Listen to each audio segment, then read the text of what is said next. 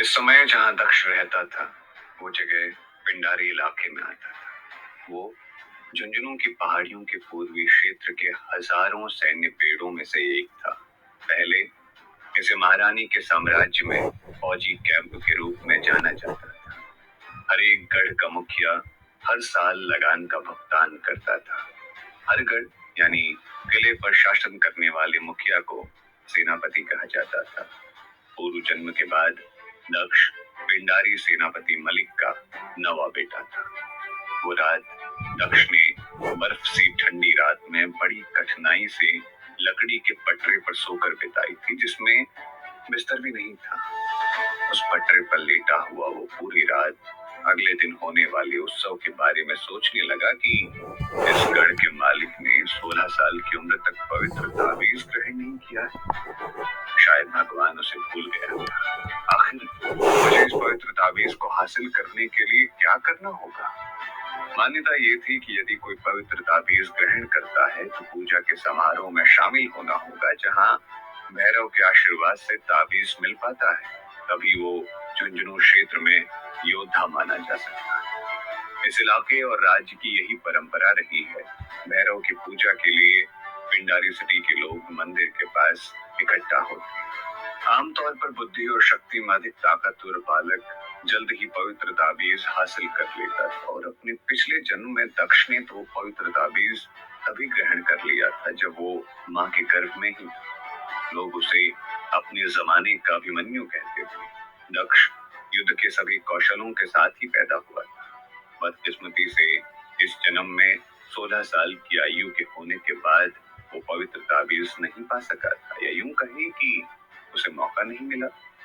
दक्ष रात भर सो नहीं पाया। जागती आंखों से वो बस ताबीज हासिल करने के तरीके के बारे में सोचता रहा।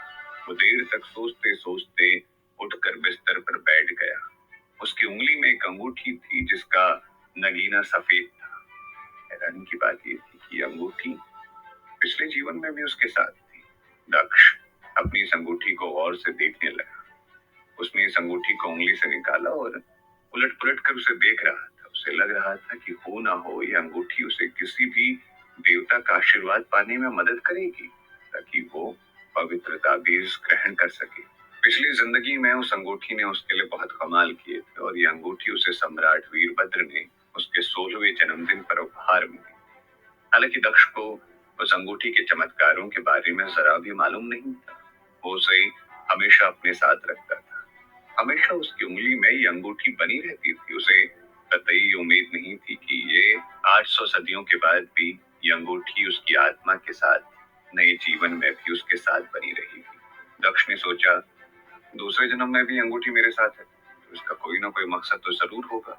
सुबह होते होते उसने देखा कि शहर में काफी ठंड थी। अनाथाश्रम के आसपास के हरे जंगलों में कोहरे की मोटी सफेद चादर बिछी हुई थी। शायद पाला भी गिरा था। बाहर शायद बूंदाबांदी हो रही थी। आज के दिन पिंडारी शहर के सभी श्रेष्ठ योद्धा राजवंश के लोगों के नेतृत्व में भैरव मंदिर के अहाते में इकट्ठा होकर भैरव की पूजा करने वाले थे। मंदिर के बाहर चट्टानों पर बना एक प्राचीन बाड़ा था। उस बाड़े में हजारों मवेशियों को लोहे की जंजीर से बांध कर रखा जाता था। रानी, राजकुमार, राजकुमारियां, सिपाही, अधिकारी और योद्धा जमा हो गए थे, और सबसे अधिक संख्या नौजवानों और लड़कों की थी। उन सबका मकसद एक ही था। वो सभी पवित्र ताबीज पाने की कोशिश करने वाले थे। यहाँ तक कि बेहद छोटे बच्चे भी अपनी बाहें फैलाकर पवित्र ताबीज का इंतजार कर रहे थे। पूरे शहर में भव्य समारोह का नजारा था। यहाँ न केवल पिंडारी सिटी बल्कि झुंझुनू और पिंडारी सिटी सैन्य क्षेत्र के लोगों को भी आमंत्रित किया जाता था। भैरव मंदिर के अहाते में राजकुमार देवदत्त ने जैसे ही दक्ष को आया देखा, तुरंत उसके पास पहुंचा और तीखी मुस्कान के साथ बोला, ओ हो, मेरे भाई नंबर 9, 16 साल का बांका नौजवान, आओ भाई आओ, लेकिन कुछ भी कर लो तुम ताबीज तो नहीं पा पाओगे। ये बात तुम्हें भी पता है। तेरी माँ को भी फिर यहाँ आने की जहमत क्यों उठाई? देवदत्त का एक बड़ा भाई जो छठा राजकुमार था वहीं बगल में खड़ा था, और उसने घमंड में चूर होकर कहा, लोग हमेशा कहते हैं कि सेनापति मलिक के 9 बेटे हैं, लेकिन मुझे भरोसा ही नहीं होता कि मेरे बहादुर बाप की एक औलाद ऐसी भी है। इस सौभाग्य ने आज तक पूरे शाही परिवार को शर्मिंदा ही किया। इसके जिंदा रहने का क्या मतलब है भाई? ये मर क्यों नहीं चाहता? छठे राजकुमार ने जो कुछ कहा वो काफी हद तक सही भी था। दक्ष के सौतेले भाइयों ने भी उसके बारे में ऐसी ही सोच बना रखी थी। लेकिन छठे राजकुमार की बात से दक्ष को पता चल गया कि राज परिवार के भीतर रिश्तों की खाई कितनी गहरी है। हालांकि ये बात सच भी थी कि झुंझुनू की इस ताबीज वाली परंपरा में 10 में से केवल एक नौजवान ही पवित्र ताबीज प्राप्त कर पाता था। ये कहा जा सकता है कि ताबीज प्राप्त करने के बाद प्रत्येक योद्धा की स्थिति असाधारण रूप से श्रेष्ठ हो जाती थी। बेहतरीन योद्धाओं के पास जितनी शक्तियां थी उतनी ही उन शक्तियों को अपनी संतानों में बांटने की क्षमता भी हो जाती थी। इसीलिए पवित्र ताबीज उनके परिवार में आगे की जनरेशन में मिलने की संभावना बढ़ जाती। पिंडारी सेनापति मलिक के सभी बच्चों में से 8 ने पहले ही पवित्र ताबीज हासिल कर लिया। दक्ष पीछे रह गया। उसकी बढ़ती उम्र उसका मजाक बना रही थी। कई लोग उसे कायर और कमजोर कहकर उलाहने देते थे। इसलिए दक्ष राज परिवार में शर्म के रूप में पहचान रखता था। उसके अन्य भाई उसे अपना असली भाई मानने से इनकार करते थे, उसकी हत्या करना चाहते थे। हाल के वर्षों में राजकुमार दक्ष और यशोधरा से सभी ने दूरी बनाना शुरू कर दिया था। उन दोनों को महल से बाहर निकाल दिया गया था और कल की रात उन दोनों ने महल के बाहर कंपकपाती ठंडी रात में अनाथाश्रम में पूरी रात बिताई थी। दक्ष के साथ हो रहे भेदभाव से यशोधरा और महल में दक्ष के प्रति संवेदना रखने वाले लोगों को बेहद दुख हो रहा था, लेकिन वो बेबस थे। इधर पुजारी ने एक ऊंचे टीले पर खड़े होकर शंख बजाकर संकेत दिया, पूजा अब शुरू होगी। जोर जोर से वाद्य यंत्र बजने लगे। हवन कुंड में आहुतियां गिरनी शुरू हुई। जानवरों की बलि दी गई। भैरव को मध्य चढ़ाया गया। अचानक हवन कुंड से एक दिव्य प्रकाश निकला और आकाश में जाकर फैल गया।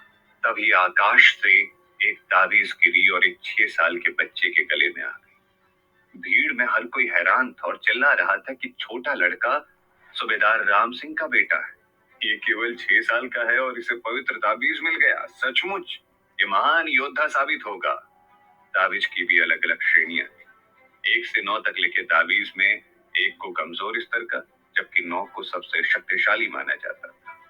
भीड़ में इस बात की कानाफूसी होने लगी। ये प्रतिभाशाली और भाग्यशाली बच्चा था जिसने चौथे नंबर की ताबीज प्राप्त की। निश्चित रूप से भगवान ने किसी उद्देश्य की पूर्ति के लिए इसे धरती पर भेजा है। भीड़ से एक लंबी मूछ वाला 6 फीट का आदमी जिसका नाम सूबेदार राम सिंह था, वो दौड़ता हुआ आया और चिल्लाते हुए कहने लगा, भगवान तेरा लाख लाख शुक्रिया। तुमने मेरे बेटे को इस लायक समझा। झुंझुनू के सभी लोगों को आज रात्रि का भोज मेरी ओर से रहेगा। आसमान में फिर से एक जोरदार आवाज सुनाई दी। भीड़ आसमान की ओर देखने लगी। कुछ लड़के और लड़कियों को फिर से पवित्र ताबीज मिल गए। इस बार ताबीज में सबसे अधिक 10 वर्ष से कम आयु के किशोरों को पवित्र ताबीज मिला, जिसमें सूबेदार राम सिंह के बच्चे का ताबीज सबसे उत्कृष्ट था। जिन लोगों ने पवित्र ताबीज प्राप्त किया उनमें ज्यादातर ऐसे लोग थे जिनकी समाज में स्थिति ठीक नहीं थी। तो कुल आबादी के महज 10% लोग थे। पवित्र ताबीज मिलने के बाद उनमें इस बात की आशा जगी थी कि अब उनके साथ भेदभाव नहीं होगा, उन्हें बराबरी के हक मिलेंगे। जो लोग पवित्र ताबीज प्राप्त नहीं कर सके उनमें भारी निराशा थी। कई रो रहे थे, कई अपनी किस्मत को कोस रहे थे। पूजा खत्म होने वाली, हवन की अंतिम आहुति दी जाने वाली थी, लेकिन दक्ष को अब तक पवित्र ताबीज नहीं मिला था। दक्ष का मन उदास होने लगा। उसने खुद से कहा, अब ताबीज मिलना असंभव है। उसे अब एक सामान्य जीवन जीना पड़ेगा। अब उसे सारा जीवन उपेक्षित होकर जीना पड़ेगा। लेकिन यशोधरा को आशा थी कि कोई ना कोई चमत्कार होगा और दक्ष को कम से कम इतनी शक्ति तो मिल जाएगी जिसमें वो स्वस्थ जीवन जी सके। पूजा समाप्त हुई और यशोधरा की आशा निराशा में बदल गई। इसी बीच दक्ष अपनी अंगूठी को निहारते हुए अपनी किस्मत को स्वीकारने की कोशिश करने लगा। तभी आकाश में फिर से चमत्कार हुआ। जोरदार आवाज हुई और एक ताबीज दक्ष के गले में आ गया। दक्ष रोमांचित हो गया। और यशोधरा की ओर देखते हुए जोर से चिल्लाया, माँ, ताबीज मिल गई। अब तक पूरे समारोह में किसी ने गौर नहीं किया था कि दक्ष भी वहां मौजूद है, लेकिन दक्ष के चिल्लाने से सबका ध्यान उसकी ओर चला गया। देवदत्त और उसके छठे राजकुमार भाई को अपनी आंखों पर भरोसा नहीं हो रहा था। देवदत्त बोला, ये कैसे संभव है? यशोधरा ने घूम कर दक्ष को देखा।